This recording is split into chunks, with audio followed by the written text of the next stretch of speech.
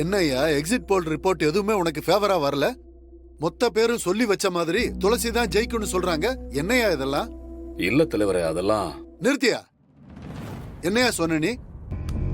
உன் பேச்சை கேட்டு அத்தனை பேரும் நீ கை காட்டுற ஆளுக்கு ஓட்டு போடுவாங்கன்னு சொன்னல. அப்படி சொல்லி தானே உன் மருமகளை எம்எல்ஏக்கு நிக்க வச்ச. இப்ப ஊரே அவளை எதிர்த்து ஓட்டு போட்டிருக்கு. அப்படிலாம் இல்ல தலைவரே. அப்ப இதுக்கு என்ன அர்த்தம்? ஐயோ தலைவரே, காசை கொடுத்தா எதை வேணாலும் கருத்து கணிப்புன்னு போடுவாங்க. என் பையன் என் கூடவே அரசியல் படிச்சவன். அவன் சும்மா விளம்பரத்துக்காக அப்படி பொண்டாட்டிய சந்தோஷப்படுத்துறதுக்காக மீடியாக்காரங்க கிட்ட எல்லாம் காசு கொடுத்து பொய்யா நியூஸ் போட சொல்லியிருக்கான். வேற எதுவும் இல்ல தலைவரே.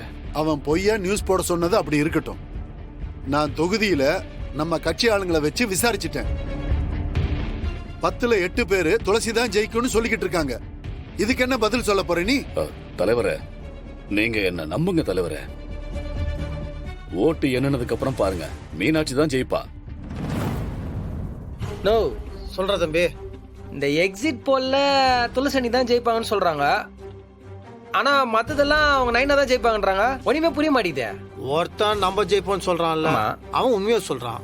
மத்தவனுக்குலாம் காண்டு வயிறு. இதான் அரசியல். இவ்வளவு வருஷமா அதுல இருக்கிறேன்னு எனக்கு தெரியுமே. இந்த எக்ஸிட் போலு, கருத்து கணிப்பு இதெல்லாம் நம்பாத. மக்கள் ஒண்ணு முடிவு பண்ணிட்டாங்கன்னா முடிவு பண்ணதுதான். நீ வேணா பாரு, கில்லி மாதிரி நம்மால் தான் ஜெயிக்கிறாப்ல. நோ, உண்மையில ரொம்ப நாளைக்கு முடிய வைக்க முடியாதுண்ணா.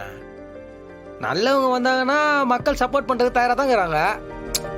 அதையும் ஒரு உதாரணம்னா, எனக்கு அப்படியே இப்போ நாடி நரம்பெல்லாம் துச்சு அப்படியே விசில் அடிக்கணும் போல தோணுதுண்ணா. அப்படின்னு நினைச்சா அடிச்சிடணும். அச்சிரவா கேட்கும் போது அப்படி ஒரு ஃபீல் வருதுல்ல. 5 வருஷம் இப்படித்தானா? இந்த தடவை மட்டும் துளசி ஜெயிச்சான்னு வெயி, அது நம்ம அரசியல்ல தப்பான முன் உதாரணம் ஆயிடும்.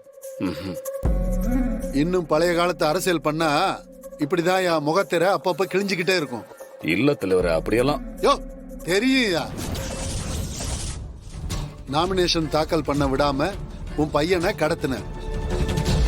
அவன் உன் முகத்துல கரிய பூசிட்டு சின்ன மருமகளை எலெக்ஷன்ல நிக்க வச்சான்ல உன் புள்ள. ஓட்டுக்கு பணம் கொடுக்க பார்த்த, சரக்கு கொடுக்க பார்த்த, தங்கம் என்னென்னமோ சப்ளை பண்ண. எல்லா பிளானையும் 2 பேர் சேர்ந்துக்கிட்டு சுக்கு நூறா உடைச்சாங்கல்ல.